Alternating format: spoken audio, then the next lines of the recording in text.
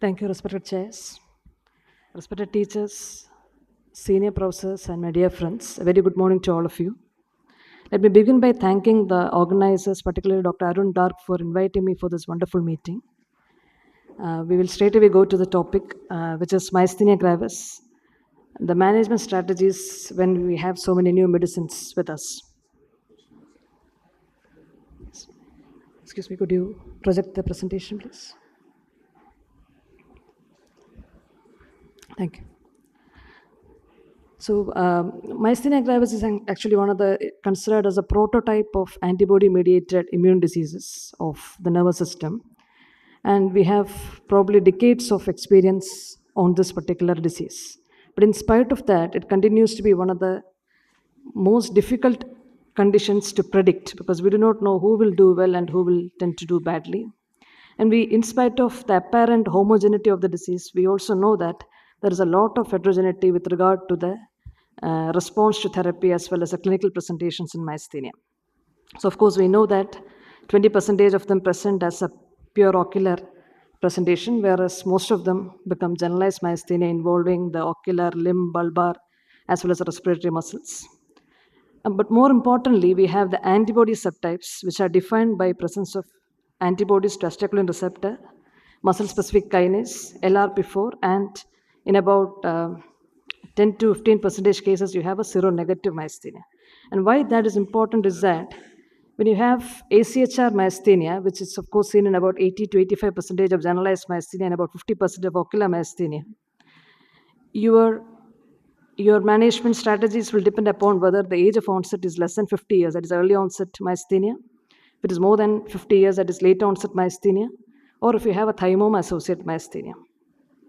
Because the early onset is associated with the thymic hyperplasia, and your management strategies will focus on that. The late onset will usually have an involuted thymus and will not respond to the management of the thymic structure. And thymoma associated, of course, needs thymectomy and should be, usually we think of it as a more aggressive type of myasthenia. Musk myasthenia, which constitutes around 7%, is usually presents much more commonly in females and has a bulbar presentation, and they do not have any thymic abnormalities at all. LRP4 generally looks like a milder form of acetylcholine receptor positive myasthenia, and seronegative myasthenia, although we do not yet know what are the contributors to that, we know that at least in a subgroup, they are the same as ACHR myasthenia because they respond or they have a low affinity antibodies to acetylcholine, which can be obtained only by checking for clustered acetylcholine receptors. So we may think that seronegative myasthenia essentially behaves pretty much like an ACHR positive myasthenia, but they tend to have a milder phenotype. Now, why they are different is because the pathophysiology is also different. So this is a chart showing or the figure showing the pathophysiology of ACHR myasthenia. So we know that this is an antibody-mediated disease, so B cells have a very important role to play. So the naive B cells come from the bone marrow. Do we have a pointer? Do we have a pointer? Yeah, I'm sorry, this works, so it's okay. So the naive B cells come from the bone marrow, and they get autoreactive to the acetylcholine receptor. And for them to be primed into memory B cells, they require some help from the T cells. And in ACHR myasthenia, it is possibly that help comes from the thymus. So thymus has a very important role to play here. And then these memory B cells become either short-lived plasmablasts or long-lived plasmablasts. The short-lived plasmablasts remain in the circulation, whereas the long-lived ones either migrate to the bone marrow or the thymus. Now, just looking at it from the very practical point of view alone, these can be targeted by the B cell depleters which act in the periphery like CD19 and anti-CD20 agents, whereas those which go to the bone marrow may only be targeted by proteasome inhibitors like bortezomib. And thymectomy helps here because there is a cluster of long-living plasma cells which go to the and which remain in the thymus and act as a source of antibodies. The final pathogenic mechanism is also very important because ACHR antibody is an IgG1 antibody predominantly, and it has the capability to fix complement. So the majority of the damage in the neuromuscular junction in ACHR myasthenia is produced by complement fixation and destruction of the neuromuscular junction. There's a very little amount of damage which is produced by apoptosis as well as by the blocking of the antibodies, but this remains a dominant mechanism. So that complement inhibitors have a very big role to play in ACHR myasthenia. Now, MuSK has an entirely different pathophysiology. Again, the story starts from the naive B cells in the bone marrow, but those which become autoreactive gets the help from the T cells in the lymph nodes and other follicular structures, not from thymus. So thymus really has no role at all in MuSK myasthenia. And then the memory cells only become short-lived plasmablasts. They do not go to the bone marrow or the thymus. The thymectomy also does not have any role to play in MuSK myasthenia. And finally, when we look at the pathogenesis, this is an IgG4 antibody. So there is no complement fixation by IgG4 antibodies. We know that the complement fixing antibodies are IgG1, G2, and G3 subtypes. G4 does not fix complement. So this acts by just blocking the function of MuSK. And MuSK is a very, very important molecule because it is required for the acetylcholine receptors to cluster in the neuromuscular junction. When the acetylcholine receptors are not clustered, they do not function effectively. So if the MuSK function is deranged, there is no clustering and there is a failure of neuromuscular junction transmission. Now, I again repeat that is important because if you simply increase acetylcholine molecules in the neuromuscular junction, it does not help in MuSK myasthenia because it is not that there is a loss of receptors. It is just that the clustering of the receptors are not occurring properly. So just because the pathophysiology is so entirely different, some key aspects of management is also different. So one is that we have a good or wonderful effectiveness for cholinesterase inhibitors for symptomatic management of ACHR myasthenia, but they could be harmful or at least not useful in case of MuSK myasthenia. Harmful because sometimes you can produce what is more dominantly seen as cholinergic symptoms because they may just increase acetylcholine without producing any benefit for it. And secondly, thymectomy has no role in MuSK myasthenia, but it is strongly indicated for certain subtypes of ACHR myasthenia. And complement fixation aspect, as I mentioned, complement inhibitors are useful for ACHR myasthenia and not for MuSK.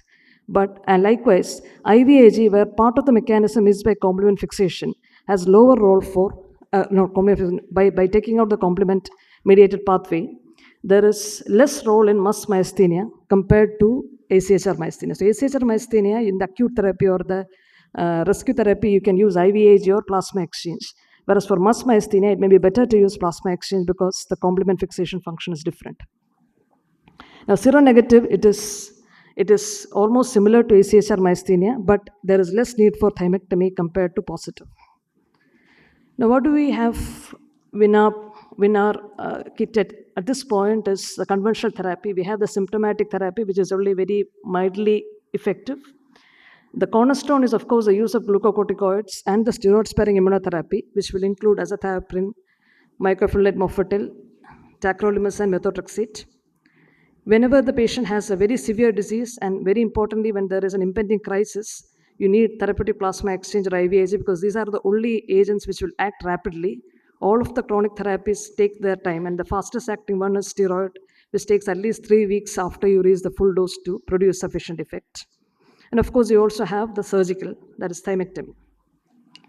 Now, what you want to attain when you start therapy is for the patient to have the remission of the disease. And if in an ideal world, everybody would have a complete stable remission or at least a pharmacological remission, which means that for at least 1 year, the patient will not have any symptoms or signs of myasthenia, with or without treatment. But in a routine situation, we may only be able to achieve what is known as minimal manifestation status. Because the patient says that they're all fine, but on examination, you may find subtle weakness, either of ocular muscles or of facial muscles or of limb muscles. But the patient does not have any major symptoms at all. And second criteria for an acceptable treatment is that the adverse effects should be manageable. That is, it is referred to as grade 1, where the patient does not have any serious adverse effects, or the patient feels that they are okay with the therapy. So even if we feel that it is fine, it is not sufficient. Sometimes when the therapy is difficult, or in the sense that when they don't respond fast, you want to look for only meaningful reduction of certain scores. And these scores you will see repeatedly whenever you look at the studies in myasthenia. You will see 4 scores, of which 2 are very important: the Myasthenia Gravis Activities of Daily Living score and the Quantitative Myasthenia Gravis score. So these scores, if they are sufficiently reduced, 2 or 3 is taken as a cutoff. And if there is an improvement by that many numbers, you can say that your therapy has been effective. So now why such a lot of interest in myasthenia? Because this has been there for so many years, and now suddenly everybody is interested in myasthenia, and that is because of so many novel things that have happened in the last maybe 5 or 6 years. So first FDA approved drug for myasthenia was in 1955. That was the use of pyridostigmine. And for next 62 years, there was absolute silence. And after 62 years, suddenly we have a host of monoclonal antibodies which have received FDA approval. So in between, we were managing happily with glucocorticoids and conventional immunotherapy. We knew that thymectomy was useful starting in 1920s, but the RCT convincingly, which gave the idea that it is useful in non-thymomatous myasthenia, came in 2016. And rituximab started being used as an off-label therapy somewhere in the mid-2000s. So we had all these things with us, but suddenly from 2017 to 2023, we have 5 new approved therapies for myasthenia. And that is why there is possibly more interest and more depth of understanding of what is happening. So we'll just look at whatever has come a little bit after 2000s. One is the role of thymectomy in non-thymomatous myasthenia. And that was established by the thymectomy in Myasthenia Gravis trial, or MGTX trial. This study looked at generalized myasthenia who were AChR positive within 5 years of diagnosis and between 18 to 65 years of age. One group received prednisolone, another group received prednisolone with thymectomy, and you can very clearly see the graphs separating out. So both for the quantitative myasthenia gravis score as well as for the prednisolone dose that is required daily, you can see that the people who underwent thymectomy performed better. And the benefit was sustained even after 5 years. And when they did a post-hoc analysis after for this group, they found that the benefit for thymectomy was confined to those between 18 to 50 years of age. Between 51 and 65, there was very little advantage for doing thymectomy. So right now, the understanding is that although the group itself included this large category, the benefit of thymectomy may be confined to early onset myasthenia. So when do you want to do thymectomy? Whenever there is a thymoma, whether it is small or large, irrespective of the size, you want to do thymectomy because it's a locally invasive tumor. And for non-thymomatous, if the patient is AChR positive, if you have generalized myasthenia and the age of onset between 18 to 50 years. And the reason is not for immediate, it's not for, you cannot guarantee that you will be off medicines. It is just that they tend to have improved clinical outcomes, lower chances of having exacerbations, and the dose of immunotherapy can often be minimized. And when do you want to do it? So you have to know that it does not have any immediate effect, because by the time thymectomy starts acting, it may even be a few months to years. So in an acute phase of disease, there is very little role for thymectomy. So please wait till the patient is stabilized and the risk of anesthesia comes down. So you would say that a stability for at least 3 months before you plan thymectomy, unless there is an emergency from the thymoma point of view. Or in rare cases when the patient cannot be taken to remission, and you may want to try this as one option. And it should be done as early in the disease course as possible once the patient is stabilized. Now, second new drug which we started using was the rituximab. So we of course know the mechanism of action and everything. Because it is an anti-CD20 agent and it works in the periphery, it works better with the short-living plasma clones, which means that MuSK, which has only the short-living plasma clones, possibly has a more responsiveness, at least pathophysiology-wise. But practically, we have more data as well. So we have just 2 RCTs. One is a BEAT-MG study, which looked at AChR positive, mild to moderate myasthenia, who were on a fairly moderate dose of prednisolone. And one group received rituximab along with that, another group did not receive rituximab. And the endpoint which they considered was the steroid-sparing effect, and they did not find any effect. So the idea was that if you're looking at mild to moderate myasthenia, there is very little benefit for adding rituximab. But here, actually, the problem was somehow related to the steroid sparing. When you have mild myasthenia, most of them respond, even without having to give any other therapy. So that was possibly not a good group to consider. And they all needed to be in a relatively higher dose of steroid. So both ways, the outcome which they had considered was possibly not a good one to look the efficacy of the medicine. Another study, which was a Rhinomax study, which looked at this QMG more than 6 is a moderate or severe myasthenia. So those patients, after about 16 weeks of therapy, and a single dose of rituximab, 500 milligram was given, they found that those who were given early rituximab, along with the usual standard of care therapy, 72% versus 29% of placebo had attained a minimal manifestation status. And this was a very highly significant thing. So, which showed that early on, if you give rituximab, it may have a good role when patients already have a moderate to severe myasthenia. But this is only very, you can see that the sample sizes were also very small for the studies which we have just mentioned, and therefore the power for assessing the outcome was also not so high. But we have a lot of data from retrospective analysis and literature reviews, which shows that in the earlier part, you could see that when you take all the myasthenias, the MuSK positive people responded better compared to AChR positive myasthenia. But 72% had minimal manifestation compared to 30% in AChR. But when you take refractory myasthenia, it seems does very well, because 64%, you know that these are refractory, means they're already not responded to at least 2 immunotherapies, including steroid, and they, of them, more than 2/3 achieved a minimal manifestation status. And this the same thing was looked at, seen when the AChR myasthenia group was taken separately and analyzed. So although it has maximal effect possibly in MuSK myasthenia, it also has a fairly good impact with an AChR positive myasthenia, especially if they are refractory to treatment.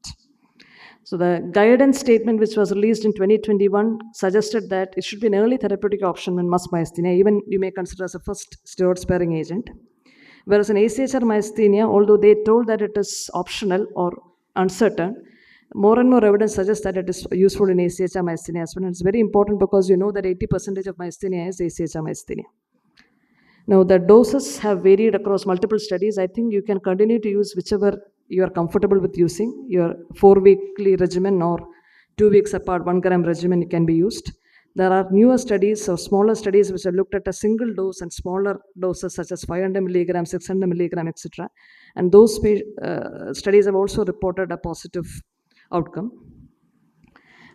This may be one good drug to be used in juvenile myasthenia, because we have a lot of evidence for rituximab in other juvenile autoimmune conditions. And another advantage is that we don't have a lot of data for it, but we know that azathioprine and MMF can cause neoplasms after about 10 years, 5 to 10 years of use. So this may be something which we can consider in juvenile myasthenia as well. I will not focus on adverse effects because we are aware of it particularly, but we should be aware of hypogammaglobulinemia as a side effect. Now we have a whole new set of therapies, newer immunotherapies which have come, which act at different points of the immune system. So we know that the conventional immunotherapy acts at the B cell level or the T cell level, or probably at both, whereas the newer therapies are a bit more focused. So you have complement inhibitors which act at this area. You have the FcRn blockers which act at the recycling level. And you have the cytokine inhibitors and CAR T cell therapy and hematopoietic stem cell therapy which act towards the signaling pathways as well as the antibody pathways. So complement pathway, there are the C5 convertase is possibly the most important molecule and you have the C5 being converted to C5a and B before they become the membrane attack complex. And that is where the 3 new drugs, eculizumab, ravulizumab, and zilucoplan, have been are acting. So these are useful when you have IgG1, G2, or G3 molecules. So the main study was a regain study of eculizumab in AChR positive refractory myasthenia. And even in refractory myasthenia, you can see that whereas 60% of them attained a minimal improvement compared to only 40% in placebo. And in the QMG score, likewise, the people who received eculizumab perform well. And this is only for refractory myasthenia. And the same was seen for both ravulizumab as well as zilucoplan. Both are complement inhibitors. They just have slightly different advantages compared to one another. So we have actually 3 molecules, complement inhibiting molecules, which are effective in myasthenia. The FcRn pathway blockers have a very unusual mechanism of action. That is, the half-life of IgG molecules, including the pathogenic antibodies, are enhanced by these FcRn receptors. So they allow the